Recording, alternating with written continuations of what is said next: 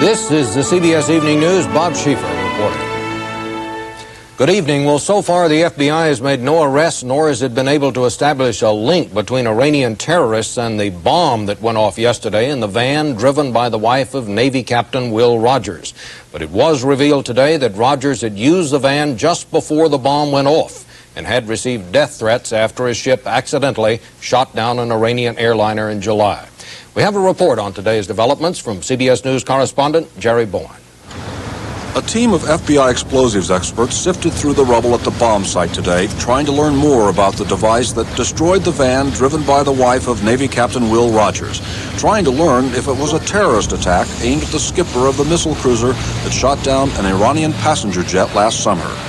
We are into an exhaustive, painstaking, lengthy analysis to determine what type of bomb it was, what was used in the bomb, how it was detonated. There are fragments, certainly you're aware of, that would lead one to believe this is a pipe bomb. Sharon Rogers, alone in the vehicle at the time, escaped unharmed and, with her husband, today remains under protection at their suburban San Diego home, the neighborhood sealed off. There are published reports that Captain Rogers and his wife received several threats after last summer's Persian Gulf tragedy, when the Vincennes mistakenly shot down the Iranian passenger jet, killing all 290 civilians on board. One telephone threat reportedly came to Rogers just 24 hours before last December's bombing of the Pan Am jet over Lockerbie, Scotland. And security experts say yesterday's bombing has all the appearances of a terrorist strike. It would strain credulity to believe that it is anything other than retaliation for the incident in the Persian Gulf. Is it a connection that was deliberately planned and executed, or is it something that is much more ad hoc, something that individuals took upon themselves, and individuals who may well be legal residents of the United States? In San Diego late today, California Senator Pete Wilson said the initial evidence points away from somebody acting on direct orders from Iran. The information that's preliminarily available sounds like it's somebody acting independently. Wilson did not elaborate, and the FBI would not comment. Jerry Bowen, CBS News, Los Angeles. A machinist strike against Eastern Airlines entered its second week today. The strikers were joined by their families on the picket lines. The company announced plans to expand its schedule, and the public took advantage of discount fares. Mark Phillips reports.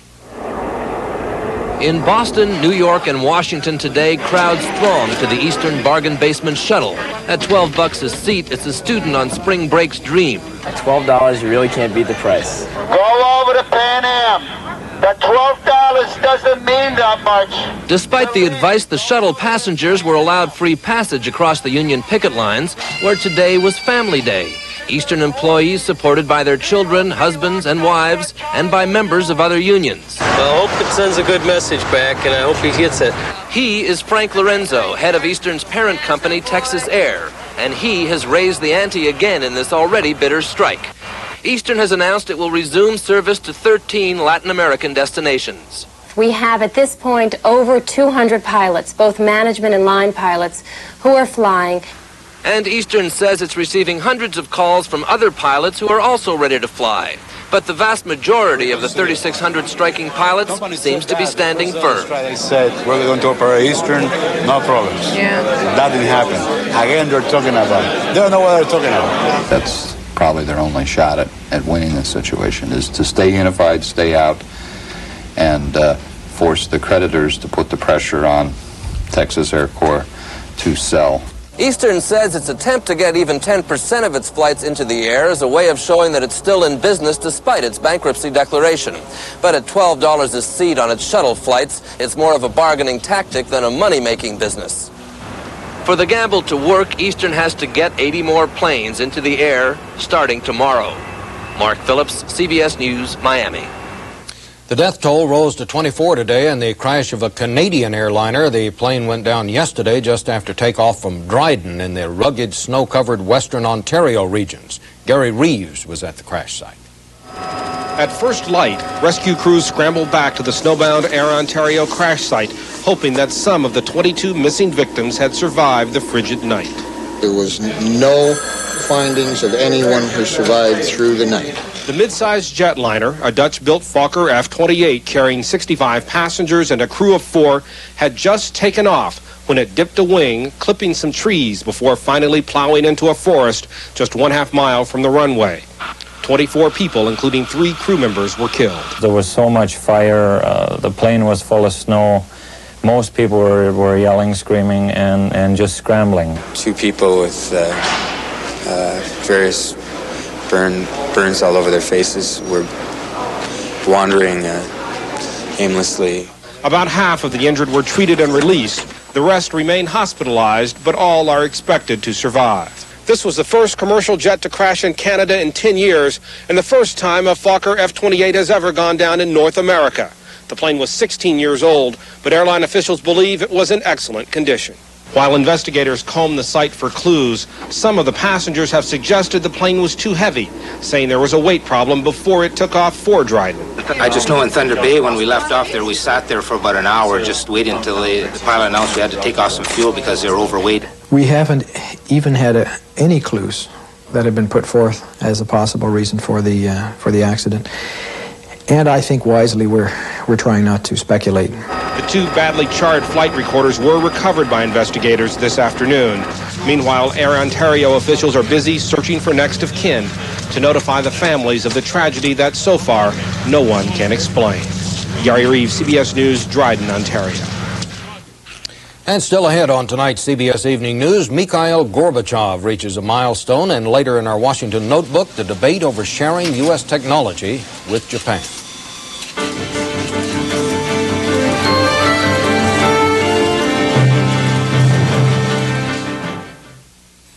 For Post Natural Brand Flakes, Lena Horne on getting the best out of life. Taking care of my voice, body, and taste buds is what keeps the brass in this horn. Reach for the best tasting high fiber brand flake. Post Brand Flakes at their best. It's the weekend, and I'm hurting from squeezing a week's worth of exercise into 2 days. One day I push myself too hard and end up sore, so I take aspirin.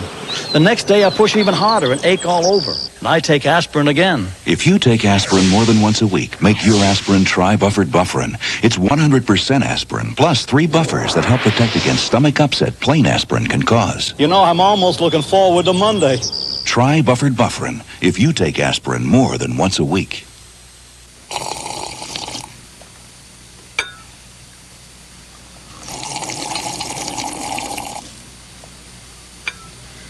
Oh, the magic's gone. The minute the lights go out, you fall asleep.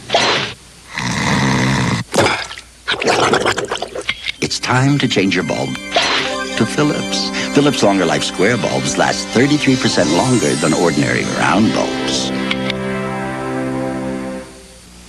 When your coffee's hearty enough to cut through the morning chill, and it tastes your way, it's necessarily Nescafe. Great coffee blends to taste your way.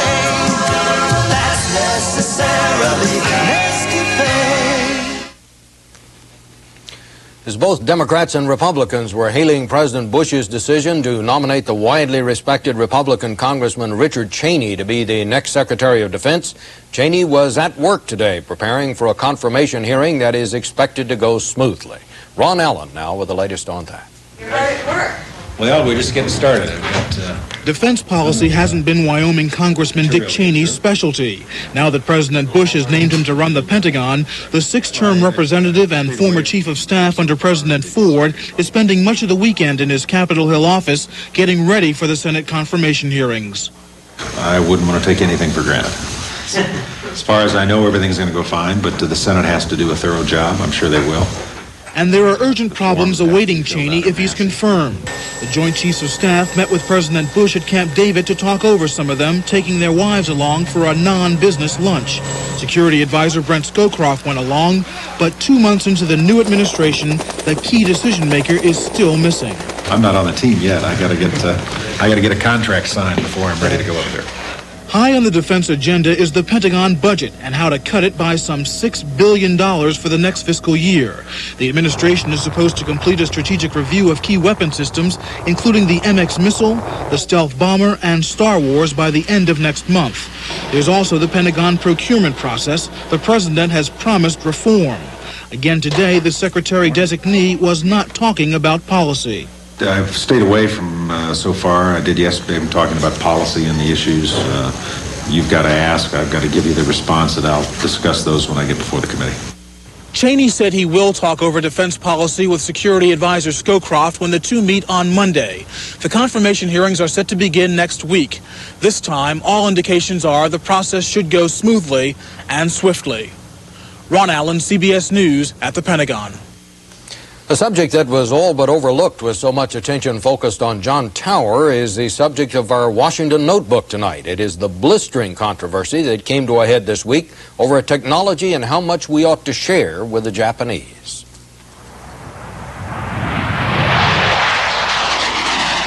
It started out so easily. Japan wanted to replace its aging military jets with models stamped Made in Japan.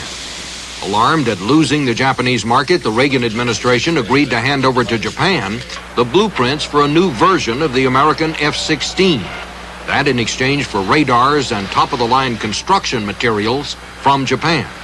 A $1.3 billion program to make this new plane, the FSX, which Tokyo expected Washington to approve this month. It was all set to happen until the Japanese have pushed us a little too far, and the United States now is going to put its foot down, and the politicians that don't understand that the American people are going to demand this are going to be steamrolled right over. Suddenly, the FSX was seen by many as the lightning rod, which will determine how we sell our high technology to the rest of the world. The word being bandied about a worried hearing room yesterday was techno-nationalism, the conviction that America has to get tougher about guarding its high-tech advantages. The era where the United States dominated the world economy and could afford to extend an altruistic hand to our allies without concern for the economic implications of that assistance has passed. Congress was angry over reports that the Japanese companies that would make the F-16 were also building chemical weapons plants in Libya. But more important was this troubling notion. This is the starting point for a major industrial effort on the part of Japan that will give rise, sooner or later, to a formidable new competitor in markets that we currently dominate. It has happened before, first in the automobile industry, later in steel, microchips, supercomputers, videotape recorders, high-resolution television. But all this left the Japanese bewildered.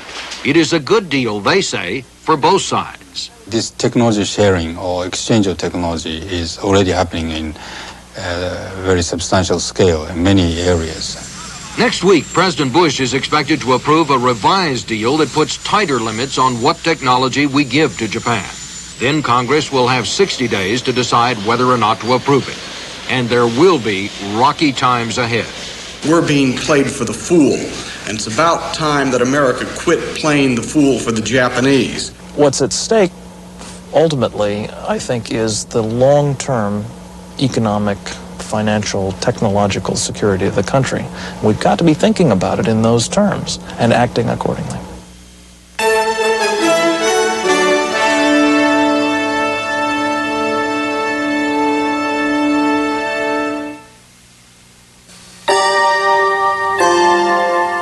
Believe it or not, these 3 prunes have more fiber than this entire bowl of bran flakes. Prunes, the high-fiber fruit. Every time I see my wife color her hair, the mixing, the mess, I'm glad I've got Grecian Formula 16 to get rid of gray. Grecian isn't a dye, it's a clear liquid. Just comb in a few drops a day, and gradually, week by week, natural-looking color comes back. Then use it once a week to keep it that way. I'd go nuts waiting 40 minutes. I slave over my hair, but with Grecian, you guys have it so easy. Grecian, the no-mess way to get rid of gray, gradually. Hallmark has a way to make an Easter day. Daddy, will the Easter Bunny find our new house? Bringing out the very best in you. From Crayola bunnies to colorful gifts and cards, Hallmark has hundreds of ways to make sure any home is filled with Easter. Hallmark has a way to make somebody's day. When they care enough to send the very best. Sure, doctor said it's heartburn. Heartburn and high blood pressure. Wants him to cut out salt. For heartburn, take sodium-free Riopan Plus 2. It starts neutralizing acid in 10 seconds. Feeling better, Dad? Riopan Plus 2, sodium-free, works fast. A team including 19 American psychiatrists wound up a first-ever inspection of Soviet mental hospitals today. Team members refused to say if they found that dissidents are being abused. Jan Charlton reports from Moscow. American psychiatrists revealed today that this Moscow hospital for the mentally ill was one of 7 they were allowed to examine in what became an unprecedented look inside Soviet psychiatry. We stopped into units and wards. We asked patients if they wanted to talk to us. We asked them if they wanted to talk to us separately, and we also interviewed staff. 2 weeks and $250,000 later, the Americans say they have to wade through a mountain of medical files, and a full report will take months. To exchange these kinds of materials really is quite unusual and represents a very great departure from the past. One American team member explained the investigation tonight at a news conference with dissidents, many of whom have fought for the release of political prisoners. But the dissidents were skeptical. That the Americans had a lot of access, said one, doesn't mean there is suddenly glasnost in Soviet psychiatry. Some dissidents say the visit by the Americans may make Soviet psychiatry look better to the rest of the world, but they do not expect changes in a system they say continues to put people in mental hospitals based on what they believe. Jan Charlton, CBS News, Moscow. It was on this date in 1985 that Mikhail Gorbachev took over as the Soviet leader. Some of his ambitious reforms have taken hold, many have not. Barry Peterson now with that story. For Mikhail Gorbachev, at the end of 4 years, it is the best of times, it is the worst of times. There was triumph at the Moscow summit when Cold Warrior Ronald Reagan said the evil empire belonged to a time now past. Bittersweet triumph when Soviet troops came home from Afghanistan. The Soviets did not win, but Gorbachev did. He had the courage to end Soviet involvement. And there is glasnost, the new freedom to speak out, even to criticize former Soviet leaders like Stalin, Brezhnev. That is Gorbachev's triumph as well. There are people who think he's wrong. There's people who think he's going too quickly. There are others who think he isn't going quickly enough. He's a tightrope walker. Opposition fueled by unrest. Thousands who have taken to the streets in this new era of freedom. Some demanding independence from the Soviet Union itself. And Gorbachev's troubles are getting worse. His perestroika, the economic restructuring, is designed to help people in farms and factories become independent of Moscow, learn how to produce more. But proposals and promises have not made it so. This is the face of Mother Russia after 4 years of Gorbachev, a superpower even less able to feed itself. The bureaucrats who were supposed to give up their control of almost everything have surrendered almost nothing.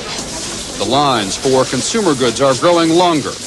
Even the privately owned cooperatives, signs of free enterprise, have fallen victim. Some shut by new government decrees, others burdened with new taxes. The bureaucrats beating Gorbachev again. They are fighting not for socialism, not for capitalism, not for communism. They're fighting for themselves. Gorbachev is now trying democracy. An election for a new legislature with people allowed to choose some candidates. But democracy does not extend to Gorbachev's job. Still, if he had to run for another term, would his people elect him?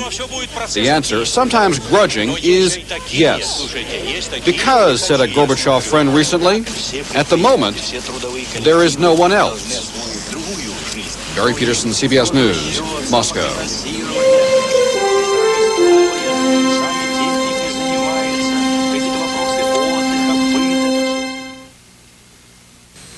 Reach for a better tasting Raisin Bran. Reach for the stripes, come on, reach for the stripes and get the best taste, Raisin Nut Bran. Today, people are reaching past Kellogg's and Post for the best tasting Raisin Bran.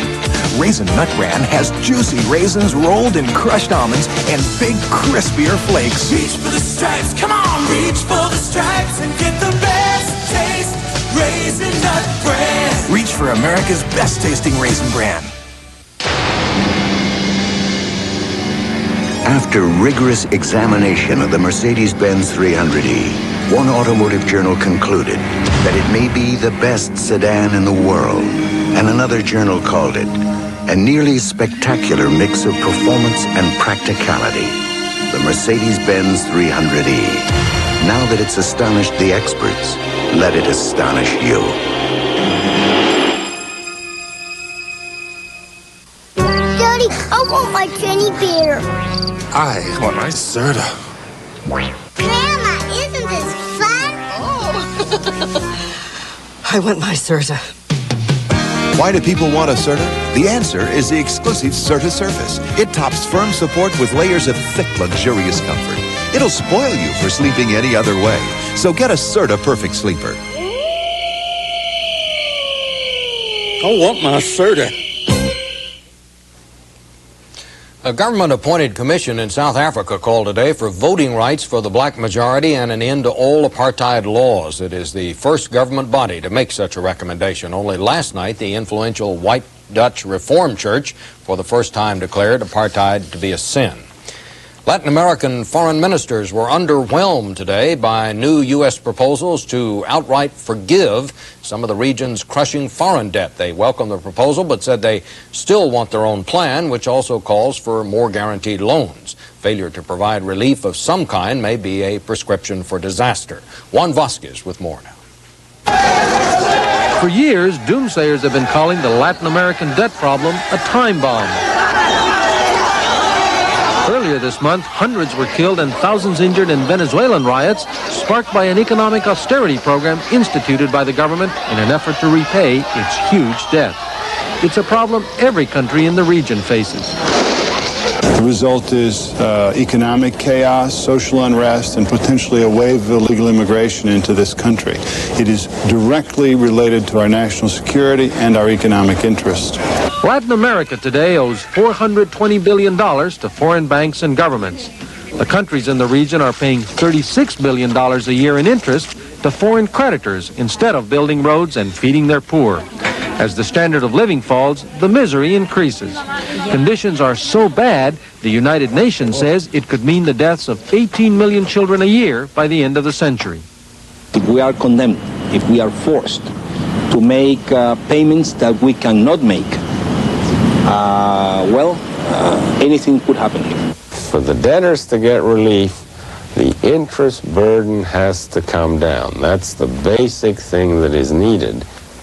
The biggest banks in the United States, such as Chase Manhattan, Bank of America, Citibank, hold billions in Latin American debt. Their problem is to collect as much as they can without driving the debtor nations into default. The banks cannot forgive because if they start doing that, they'll be out of the banking business. Un sacrificio.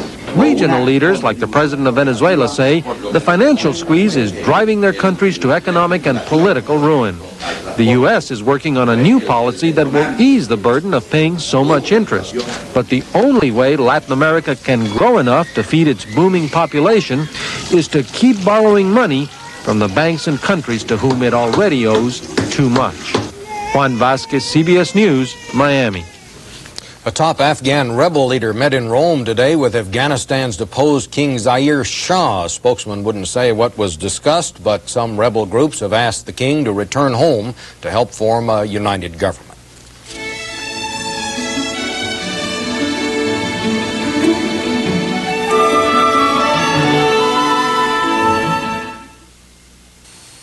When you weigh one diet against another, consider this.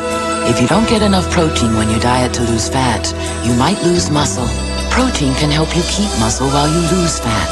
And Special K has the highest level of dietary protein available in a cereal. So exercise your good judgment too. Include the Special K breakfast in your balanced diet. And make a firm commitment to your body. Special K. Keep the muscle. Lose the fat. With low back pain, every step shoots pain. Up here. Know what helps? Clinically proven Back Guard, a shoe insert. Watch how it absorbs foot shock to relieve low back pain. Amazing. Something down here can help up here. Back Guard from Dr. Scholl's.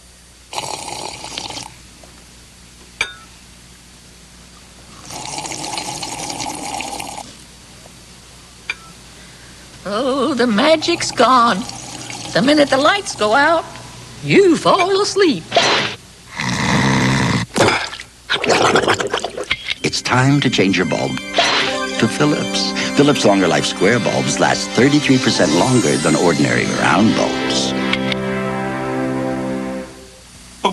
Next time you get heartburn, consider yourself lucky, because now Rolaids comes in assorted fruit flavors, still calcium-rich, sodium-free, and as effective as ever. Assorted flavored Rolaids. Relief never tasted so good. Top Democrats are meeting in Philadelphia this weekend. They're trying to get the party back on its feet after 3 straight presidential election losses. CBS News chief political correspondent Bruce Morton has our report. The colonial hats were a nice touch, but the Democratic Leadership Council, mostly party centrists, came here to talk about why the Democrats can't win the presidency. They think they know. Democratic support is hemorrhaging in the heart of the electorate. We are losing the working and middle-class Americans who used to be the mainstay of our party's governing coalition. But we also must understand who the deciding voters are. They are white, 44 years old, 2 children, parents still alive. And we must convince mainstream Americans that we share their basic values: patriotism, civic duty, hard work. Most of the speakers said that involved being credible and strong on defense, for instance, not just riding around in a tank one day. Be tough on crime, they said. That matters to middle-class whites, too. The one dissenting voice belonged to Jesse Jackson, not a council member, but instead a leader, perhaps the leader of the party's left. He thinks victory lies in expanding the party's base, the poor, unregistered voters. We have the right vision. We need the courage of our convictions and strong, unafraid, direct leadership. Thank you. Councilmember Chuck Robb of Virginia disagreed. And in the perception of the American people, the Democratic Party has not stood for the core values that have been identified this morning. Away from microphones, Jackson countered, if we become all things to all people, we are ill-defined, indecisive, kind of like warm spit. Robb insisted the party needs the middle class, must go beyond Jackson's base of support. And if that coalition is no longer big enough to win a presidential election, you've got to find a way to reach out and bring more people into the equation. The Leadership Council wants a moderate Democratic Party which can win back the middle-class whites who've been voting Republican in recent presidential elections. Jesse Jackson and the left want a coalition of the disadvantaged. This polite meeting did nothing to end that disagreement. Bruce Morton, CBS News, Philadelphia. Finally tonight, a story about sports and spots. The sport is college basketball. This is Siena against Boston University and Hartford today. And the spots are measles, which is why the stands are empty. There's a spectator quarantine for all Siena games because of a measles outbreak at the school in upstate New York. The fans watched on television as Siena topped BU at the buzzer 68-67. The Saints earned a berth in the NCAA tournament by 1 point. And that's the news. Susan Spencer will be here tomorrow. Later tonight on West 57th, baby broker Noel Keene. I'm Bob Schieffer, CBS News in New York.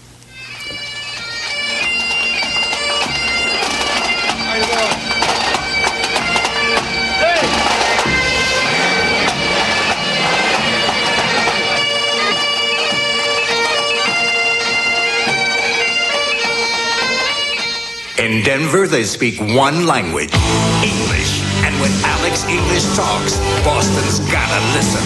Nuggets, Celtics, tomorrow. This is